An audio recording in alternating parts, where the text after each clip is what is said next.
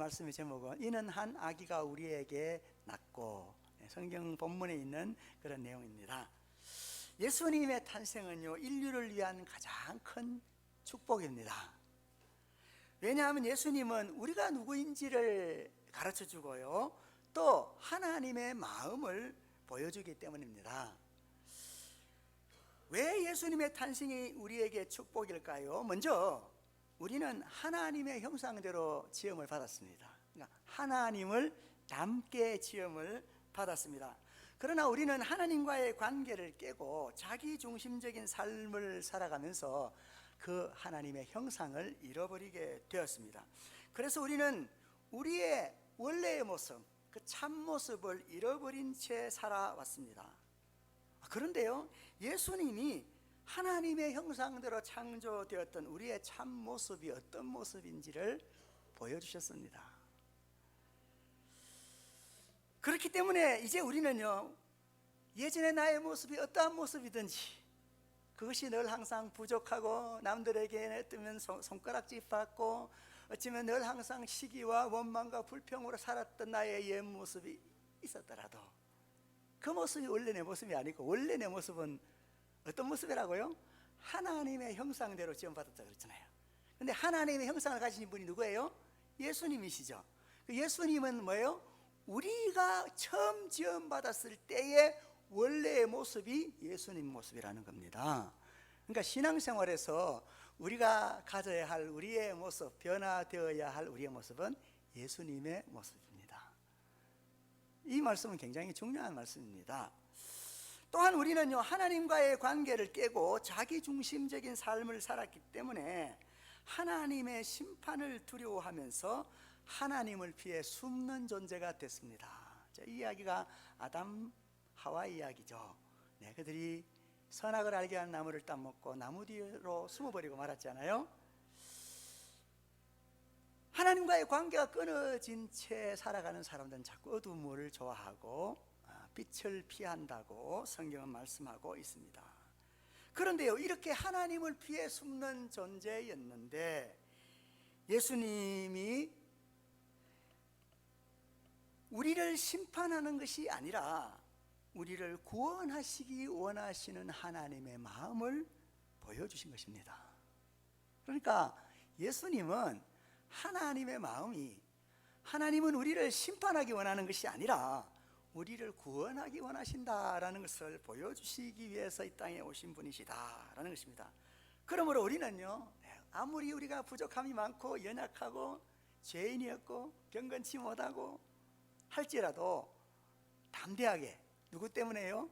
예수님 때문에 용기를 내어서 하나님의 은혜를 받기 위하여 하나님 앞에 이렇게 나올 수 있다, 그 말입니다. 이 얼마나 놀라운 축복입니까? 우리가 하나님 앞에 예수님을 의지하여 나오신다면 하나님은 우리에게 때를 따라서 도와주시는 은혜를 베푸실 것입니다. 자, 그러면요, 오늘 예수님이 오심에 대한 축복에 대한 이야기를 했는데, 오늘 우리가 보았던 이 본문은 우리에게 예수님이 오심으로 이루어진 축복을 어떻게 보여주고 있을까요? 예수님의 나심은 우리에게 어떤 축복을 주는 것일까요? 자, 오늘 우리가 함께 쭉 읽으셨는데 여러분 어떤 축복인지 보셨습니까? 네. 먼저요, 예수님의 나심은 우리를요, 하나님의 빛으로 영화롭게 하십니다. 뭐라고요? 우리를 하나님의 빛으로 영화롭게 하십니다. 오늘 말씀해 보시면, 우리 말씀 같이 한번 보시겠습니다. 1절 후반부에 보시면 후에는, 그러니까 전에는 그렇지 않았지만 이제 나중에는 어떻게 될 것이라는 것을 얘기하시죠. 하시면서 하는 말이 해변길과 요단 저쪽 이방의 갈릴리를 영화롭게 하셨느니라. 그러면 전에는 어땠을까요? 전에는 보았더니 이렇게 말합니다. 전에 고통받던 자들에게는 흑암이 없으리로다.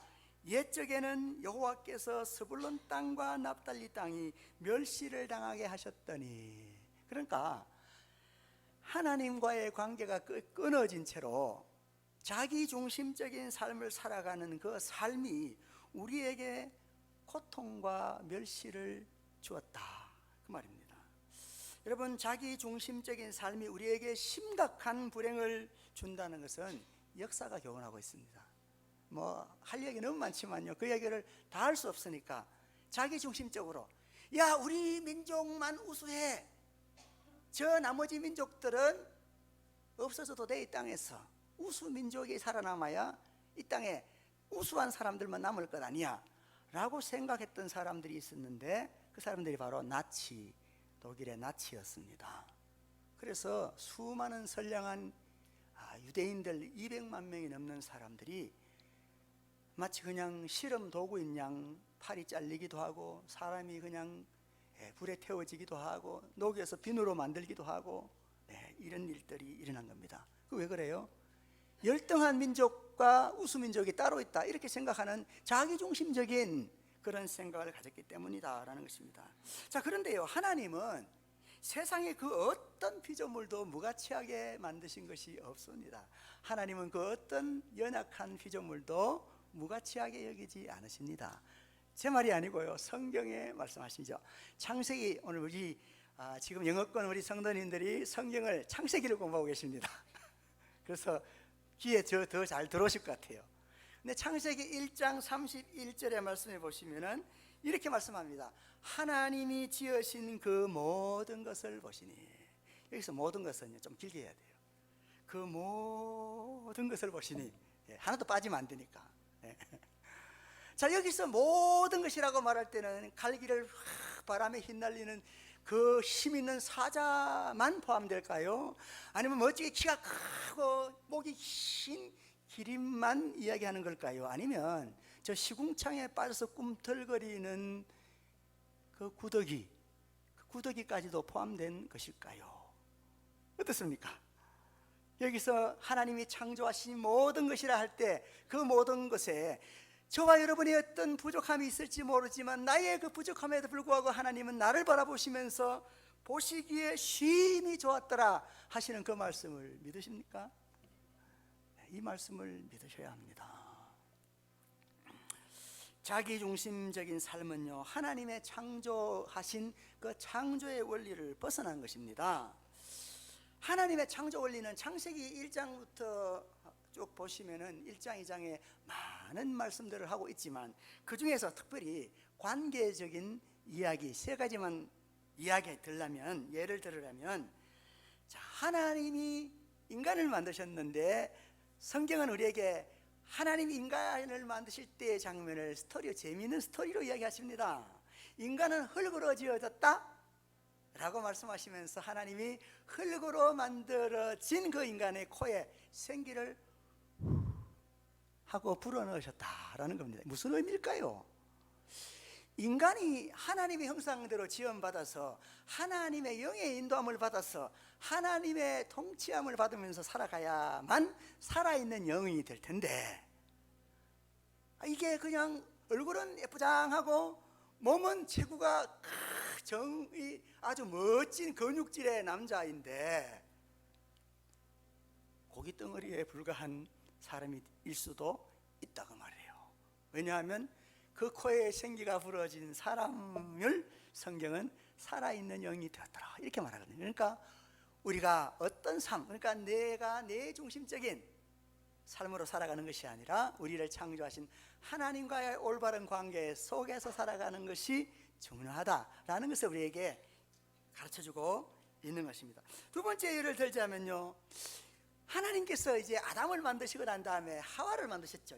남자를 만드시고 여자를 만드셨는데, 그 여자를 만들 때는 아담의 남자의 갈비뼈를 빼서 만들었다 라고 이야기합니다. 이 이야기는 우리에게 주시는 중요한 교훈들이 있죠. 자, 그런데 뭐 그런 자세한 얘기를 하기는 어렵고요. 그런데 이 여인을 남자에게 데려올 때 하시는 말씀이 그를 돕는 배필이라고 이야기합니다. 여러분, 우리 인류가 자기중심적으로 나 중심으로 내가 인생의 주인이 되어서 내 마음대로 생각하고 내 마음대로 느끼고 내 마음대로 행동하고 나 중심의 삶을 살아갈 때 이것이 얼마나 우리에게 심각한 불행을 주는가 하는 것을 보여주고 있는 것이 바로 그 이야기인데요. 하나님이 우리에게 주신 창조의 원리대로만 살아간다면 우리의 많은 불행들이 거두어질 것입니다. 근데 그 중에 하나가 뭐라고요?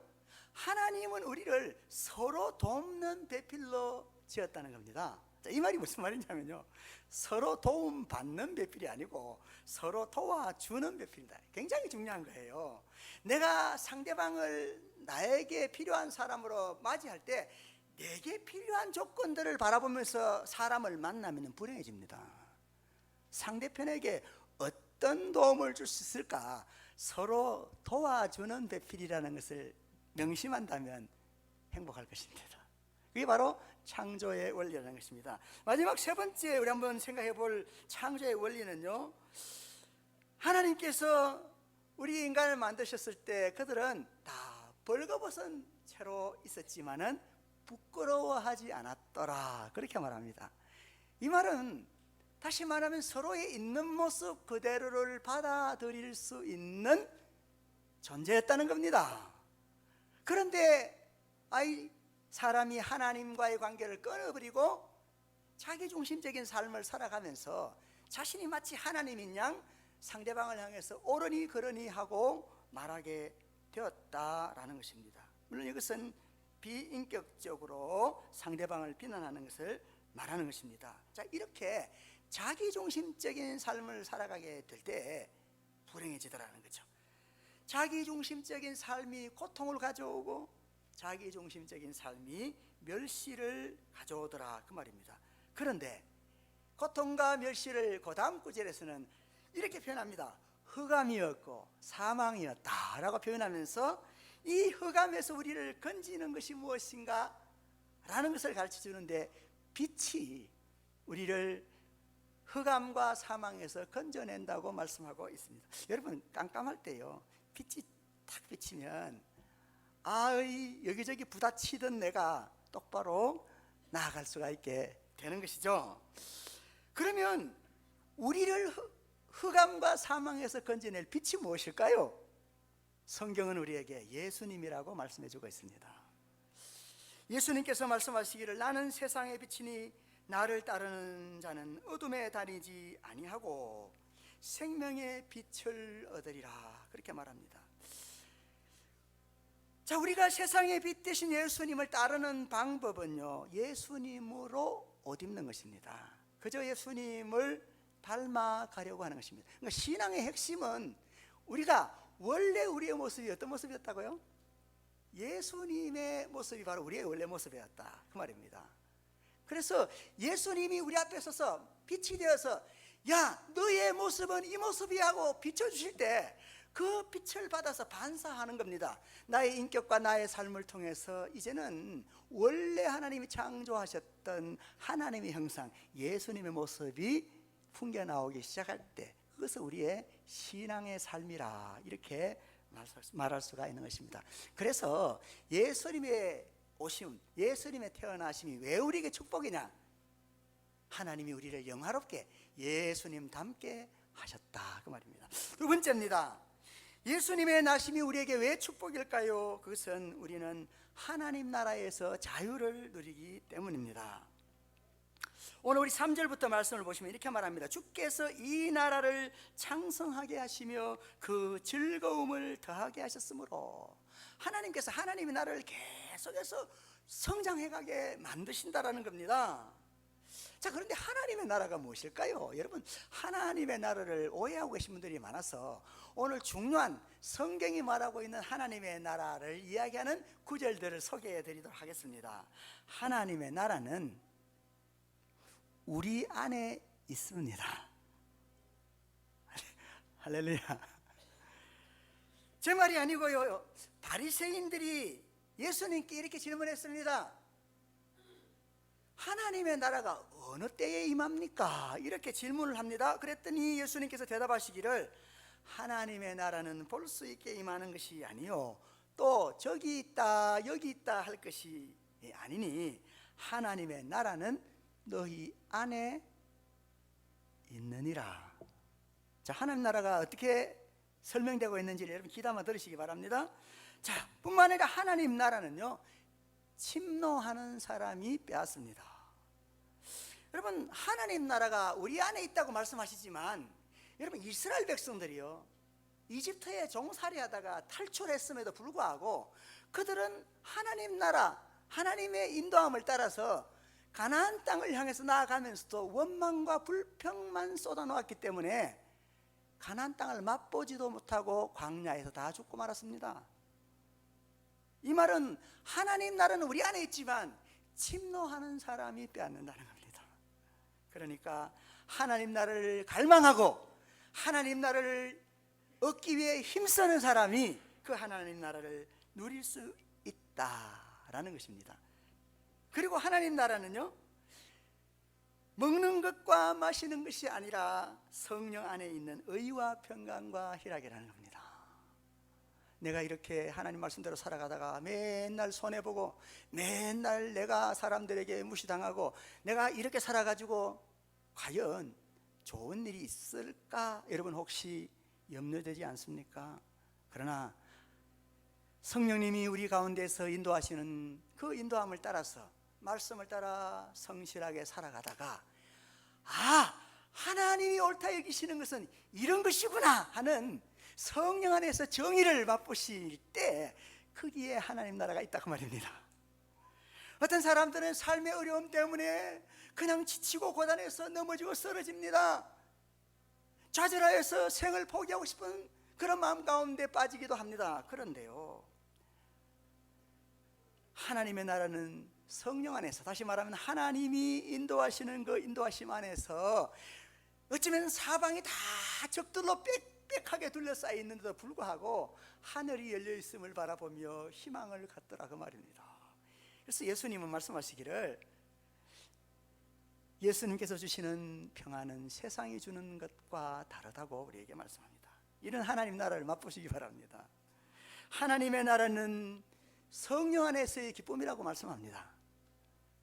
여러분, 남에게 내 것을 내주면서도 기뻐하면서 내주고요, 다른 사람을 위해서 내가 땀을 흘려 일해야 하는데도 불구하고 일하면서 기쁠 수 있는 것이 바로 하나님의 나라를 경험하는 사람들입니다. 바로 이렇게 성령 안에서 의와 평강과 희락이 하나님의 나라라는 것입니다. 뿐만 아니라 이 하나님 나라는요, 계속해서 아름답게 넉넉하게 자라간다는 겁니다. 그래서 하나님 나라를 겨자씨 하나일 것 같다 이렇게 말씀하는데요, 겨자씨는 아주 작은 것이지만 이 겨자씨가 자랄 때에는 나무가 되어서 그 나무에 새들이 와서 깃들인다 이렇게 말합니다. 그러니까 많은 새들이 와서 함께 거기에 둥지를 틀고 살 수 있을 만큼 넉넉한 것이 바로 하나님 나라라는 것입니다. 여러분들을 수용하지 못할 공간이 좁아서 여러분들을 선택하지 않는 일은 없습니다. 다만 저와 여러분이 하나님의 나라가 우리 안에 있음에도 불구하고 침노하지 않기 때문에 그 나라를 경험하지 못한다면 안타까운 일이 되지 않겠습니까? 하나님의 나라는요, 이 땅에서 압제, 그러니까 억압하고 또 전쟁을 일으키던 그 압제와 전쟁을 없애버립니다. 그래서 오늘 말씀에 보시면, 오늘 4절 말씀을 보시면 아주 자세하게 묘사되어 있는 부분들인데 그것을 한번 봤으면 좋겠습니다. 이렇게 말합니다. 자, 하나님께서 우리에게 나라를 창성하게 하시고 즐거움을 더하여 주시는데 라고 말하면서 하는 말씀이, 이는 그들이 무겁게 맨 멍에와, 그러니까 즐거움이 왜 생겨나느냐, 무겁게 맨 멍에라고 말합니다. 그 멍에를 푼다고 말하는데 왜 그 무거울까요? 짐이 무겁게 느껴지는 이유가 뭘까요? 여러분, 내 자식을 먹이기 위해서 어머니가 그 쌀주머니를 지고 가는 그 어깨가 무겁겠습니까? 안 무겁습니다. 여러분, 우리의 어깨가 만약 무거우시다면 그것은 우리의 삶이 특권이 아니라 의무가 될 때 무거워집니다. 내가 교회를 나가야 돼? 내가 이렇게 봉사해야 돼? 내가 또 이렇게 살아야 돼? 여러분, 우리의 삶은 축복인데, 하나님 백성으로서 하나님이 주시는 은혜 가운데 살아가는 축복인데, 그것이 여러분들에게 자꾸 의무가 되기 시작할 때 이거는 어깨에 무거운 멍에가 되는 것입니다. 짐이 되는 것입니다. 그러나 그 멍에를 풀어주시는 하나님의 은혜를 발견하게 하셔서 그 멍에를 풀어주시는 것, 그게 바로 하나님 나라의 역할이라는 것입니다. 뿐만 아니라 어깨의 채찍을, 이렇게 말합니다. 어깨의 채찍, 어깨에 채찍이 뭘까요? 여러분, 말을 모는 기수가요 말 덩어리를 탁 때리는 이유가 뭐예요? 빨리 가라고 재촉하는 겁니다. 여러분, 오늘 우리의 사회가 어떻습니까? 자꾸 경쟁을 부추기죠. 뭔가 성과를 내야 됩니다. 아니, 전교 2등이면 엄청 잘하는 거잖아요. 그 밑에 얼마나 많겠어요? 그런데도 1등 못했다고 자살해요. 왜 그래요? 세상이 자꾸 남을 짓눌러 밟아서 이기고 내가 성공해야 된다는 겁니다. 교회 강단에서 만약에 야 여러분 예수 잘 믿으면 하버드 대학 가 이렇게 말하면 이 잘못된 설교예요. 그러면 교회 교인 중에 어떤 사람은 하버드 대학 가고 어떤 사람은 지금 대학도 못 가는 사람이 있으면 그 사람은 저주받아서 그렇습니까? 우리가요 하나님이 말씀하시는 기쁨이라는 것이 무엇인지를 분명하게 알아야 합니다. 우리를 서두르게 만들고 여유가 없게 만들어가는 삶의 채찍에 얽매여 살아가지 마시기 바랍니다. 뿐만 아니라 압제자의 막대기라고 표현합니다. 압제자의 막대기는 우리의 가정도 우리의 교회도 하나님의 은혜가 주장해야 되는데 힘이 다른 사람을 제어하려는 유혹입니다. 이것이 바로 압제자의 막대기입니다. 이 압제자의 막대기로부터 우리를 해방시키겠다는 것입니다.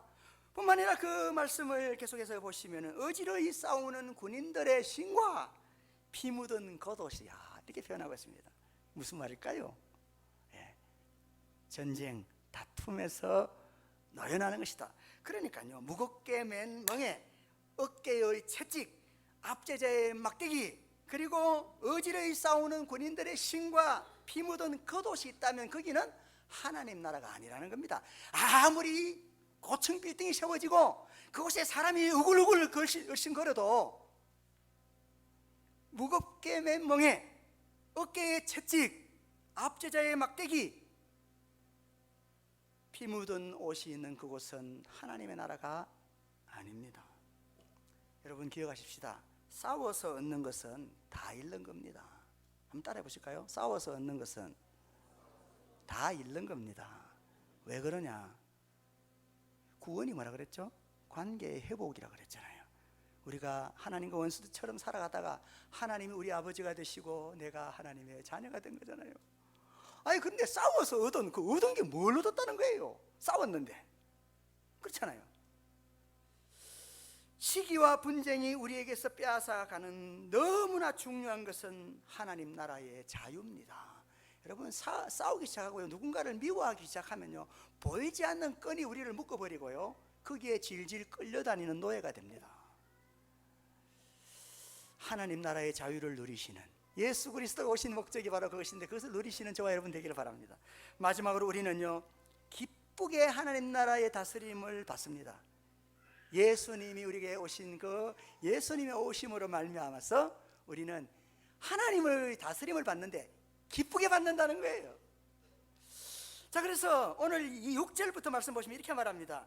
이는 한 아기가 우리에게 낳고 한 아들을 우리에게 주신 바가 되었는데 그의 어깨에는 정사를 메었고 이렇게 말합니다. 여기서 정사라는 말은 통치를 얘기하는 겁니다. 근데 정사를 메웠다고 얘기할까요? 왜 그랬을까요? 그 당시의 문화적인 배경을 보니까요 정사, 그러니까 어떤 통치자들이 자신의 권위를 상징하기 위해서 어깨에다가 고리를 달거나 열쇠를 달았습니다. 이것은 권위를 상징하는 겁니다. 그런데 성경이 말하는 우리가 메어야 할, 아니 예수님이 메신 그 어깨에 맨 것은 금고리나 열쇠가 아니고요 십자가입니다. 그래서 우리가 이 정사를 맨다는 것의 의미가 무엇인가를 잘 아는 것은 우리 신앙생활에서 너무너무나 중요한 것입니다. 자, 그런데 오늘 그 정사를 메신 그 주님의 이름이 우리에게 하나님이 우리를 다스리는 그 다스림의 특성이 무엇인가를 잘 설명하고 있어요. 그 첫 번째 봤더니 예수님의 이름은 기묘자요 묘사라는 겁니다. 이 말은 하나님의 탁월한 계획력을 말합니다. 지적인 것이죠.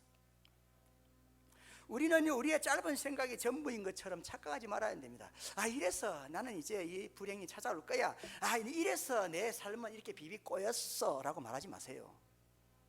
하나님은 여러분의 꼬인 것 같은 그 삶이 모든 것이 합력하여 선을 이루게 하실 수 있는 분이십니다.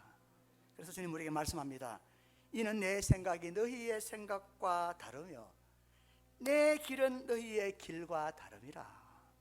그러니까 중요한 것은 내가 하나님의 뜻 가운데 살아가고 있느냐가 중요한 것입니다. 오늘 나의 삶의 이 생활의 현실이 어떠하냐라는 것은 별로 중요한 것이 아니에요. 왜냐하면 여러분, 요셉이라는 사람이 보디발의 집안의 종으로 있을 때, 요셉이 감옥에 갇혀 있을 때에도 성경은 그가 하나님이 함께 하심으로 형통하였더라. 왜냐하면 그의 그 삶의 고단한 여정들이 이 이집트의 총리가 되는 과정이었거든요. 근데 우리는 그 총리가 되는 그 순간이 오기 전까지는 그 과정 속에서 어려움들을 이해 못합니다. 우리의 생각은 하나님의 생각과 다르기 때문에 그렇습니다. 또 예수님의 이름은 전능하신 하나님이라고 표현하고 있습니다. 그러니까 하나님이 그 계획을 성취하는 무한한 능력, 하나님의 의지를 말씀하고 있는 겁니다. 하나님은 무에서 유를 창조하신 분인 걸 믿으시기 바랍니다. 자꾸 우리가 전능하시다 그러면은 뭐 기적이 일어났다, 병이 나왔다, 자꾸 이런데 포커스를 둔데 그건 아무것도 아니에요. 여러분, 아직도 우주가 계속해서 팽창해가고 있는데 그 끝을 우리는 알지도 못합니다. 그런데 뭐 지구상에서 일어난 여기까지 이렇게 그 기적이 하나님의 능력으로 표현될 가치라도 있겠어요? 하나님이 우리에게 보여주시는 가장 큰 힘, 전능하시다고 말하는 그 능력은 십자가의 능력입니다. 사람들의 죽임과 배반 가운데에서도 용서를 말할 수 있는, 절망적인 삶의 그 가운데에서도 희망을 고백할 수 있는, 사람들이 다 자신을 비난하고 죽이지만은 용서를 이야기할 수 있는 그러한 모습들이 하나님이 우리에게 보이시는 능력 아니겠습니까? 뿐만 아니라 예수님의 이름은요, 영존하시는 아버지라고 표현합니다. 하나님은 우리를 종이 아니라 하나님의 자녀로 삼으시는 친밀하신 분이라는 겁니다. 그러니까 예수님의 이름 속에서 하나님이 우리와 친밀해지기를 원하시는 그 마음을 우리는 읽을 수가 있습니다. 하나님의 다스림은요, 변함이 없는 친밀함입니다. 그래서 영존하시는 아버지라고 그렇게 표현하고 있는 것입니다. 영원히 존재하시는데 변함없이 존재하신다. 우리는 조금 힘들면 교양감 이렇게 하기 쉽지만요, 예수님은 언제나 우리의 마음이 어떠하든지 연약하든지 넉넉하든지 힘이 있든지 아니면 부족하든지 언제나 우리의 있는 모습을 그대로 수용해 주시고 기뻐해 주시는, 변함이 없으신 우리의 친밀한 아버지라는 겁니다. 뿐만 아니라 우리 주님은 평강의 왕이라고 말합니다. 하나님은 평화를 사랑하시는 분임을 보여주고 있습니다. 뿐만 아니라 이 평강의 왕이라는 말과 같이 연관되어서요, 하나님의 다스림은 그 나라를 공평과 정의로 보존하신다, 그렇게 우리에게 말씀해 주고 있습니다. 우리 끝에 있는 말씀 7절 마지막 부분을 한번 보실까요? 지금 이후로 영원히 정의와 공의로 그것을 보존하실 것이라. 여러분, 하나님의 다스림의 특징은 여기서 정의와 공의 그랬는데 공평함과 정의로움이십니다. 이 공평함과 정의는 서로 조화를 이루는 말인데요, 여러분, 공평하지 못한 것, 한쪽 편만을 좋아했던 그 편애가 얼마나 우리의 삶에 불행을 가져왔다라는 것을 성경의 인물들을 통해서 보게 되는데, 요셉이라는 그 아들을 특별히 사랑해서 채색 옷을 입혀주는 바람에 요셉은 도리어 형제들에게 미움받아서 종으로 팔려가는 신세가 됩니다. 나만 사랑하는 거 너무 좋아하지 마세요. 하나님은 나만 사랑해. 그러면 큰일 나요. 그러면 시기하는 사람이 생겨나요. 같이 사랑받으시기 바랍니다. 뿐만 아니라 한나와 버닌나의 이야기를 여러분 잘 아시잖아요. 하나님이 이 신랑이 나에게만 사랑을 주도록 했어. 그랬더니 뭐예요? 옆에 있던 그 버닌나가 하는 말이, 너는 애기도 못 나면서, 또 이러면서 찌르고 들어오더라, 그 말이에요. 이러니까요, 서로 우리가 자꾸 시기하고 경쟁하는 그 모습들이, 뭔가 공평하게 주어지지 않는 그것들이 우리 가운데 분쟁을 만들어내더라, 그 말입니다. 그래서 정말 하나님이 공평과 정의로 세상을 다스리는 분이시라는 걸 아신다면 우리가 집중해야 할 초점을 가져야 될 사람들이 누구냐? 그것은 우리와 함께 살아가는 소외되기 쉬운 사회의 약자들이라는 겁니다. 그래서 하나님은 고아의 아버지시요 과부의 재판장이시라 그렇게 표현하고 있습니다. 자, 이렇게 하나님은요 탁월한 계획력을 가지고 계시고 십자가의 능력으로 무한한 능력을 보이시며 또 우리와 친밀한 아버지시고 평화를 사랑하시는 분이시라. 그리고 하나님은 공평과 정의로 다스리는 분이라는 걸 우리가 알게 됨을 통해서 우리는요 하나님의 다스림을 기쁨으로 받아들일 수가 있게 되는 겁니다. 왜 통치 그러면 기분이 썩 내키지 않느냐?